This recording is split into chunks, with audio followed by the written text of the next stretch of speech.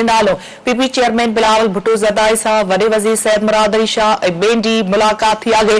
Senior सूबाई वज़ीर शदील इनाम मेमर नासिर शाह ऐं मुर्तज़ा वाहबी बिलावल भुट्टो ज़रदारी सां मुलाक़ात कई आहे। बिलावल भुट्टो ज़रदारी खे सिंध जे मुख़्तलिफ़ शहरनि में जारी तरक़ियाती मनसूबनि ते ब्रीफिंग ॾिनी वई आहे। पीपी चेयरमैन बिलावल भुट्टो ज़रदारी सां वॾे वज़ीर मुराद अली शाह ऐं ॿियनि जी मुलाक़ात थी आहे। सीनियर सूबाई वज़ीर शदील इनाम मेमर नासिर शाह ऐं मुर्तज़ा वाहब जी भी बिलावल भुट्टो ज़रदारी सां मुलाक़ात थी आहे। बिलावल भुट्टो ज़रदारी खे सिंध जे मुख़्तलिफ़ शहरनि में जारी तरक़ियाती मनसूबनि ते ब्रीफिंग ॾिनी वई आहे। पीपी चेयरमैन बिलावल भुट्टो ज़रदारी सां वॾे वज़ीर मुराद अली शाह ऐं ॿियनि जी मुलाक़ात थी आहे। सीनियर सूबाई वज़ीर शदील इनाम मेमर नासिर शाह ऐं मुर्तज़ा वाहबी बिलावल भुट्टो ज़रदारी सां मुलाक़ात कई आहे। बिलावल भुट्टो ज़रदारी खे सिंध जे मुख़्तलिफ़ शहरनि में जारी तरक़ियाती मनसूबनि ते ब्रीफिंग ॾिनी वई आहे। ही अहम ख़बर अवां सां शेयर कयूं पिया त पीपी चेयरमैन बिलावल भुट्टो ज़रदारी सां वॾे वज़ीर सैयद मुराद अली शाह ऐं ॿियनि जी मुलाक़ात थी आहे। सीनियर सूबाई वज़ीर शदील इनाम मेमर नासिर शाह ऐं मुर्तज़ा वाहबी बिलावल भुट्टो ज़रदारी सां मुलाक़ात कई आहे। बिलावल भुट्टो ज़रदारी खे सिंध जे मुख़्तलिफ़ शहरनि में जारी तरक़ियाती मनसूबनि ते ब्रीफिंग ॾिनी वई आहे।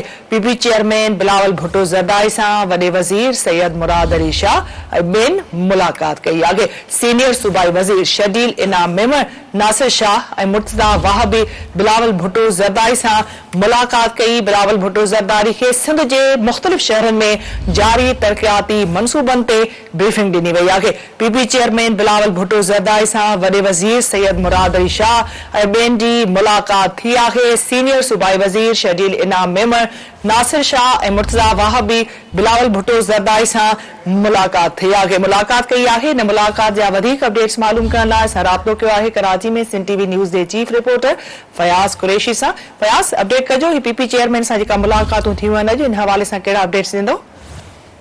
बिल्कुल निदा पाकिस्तान पीपल्स पार्टी चेयरमैन बिलावल भुट्टो ज़रदारी सां वॾे वज़ीर सैयद मुराद अली शाह ॿीहर मुलाक़ात सां गॾोगॾु सीनियर सूबाई वज़ीर शदील इनाम मेमर कराची में मुर्तज़ा वाहब सूबाई वज़ीर सैयद नासिर हुसैन शाह ऐं सीड़पकारी वारो जेको ख़ासि मददगार कासिम नवीद उन पिणु मुलाक़ात कई आहे, जिते समूरनि सूबाई वज़ीरनि ऐं वॾे वज़ीर पीपी चेयरमैन खे पंहिंजे खातनि जी कारकर्दगी ऐं अॻु बढ़ाई जे हवाले सां आगाह कयो आहे।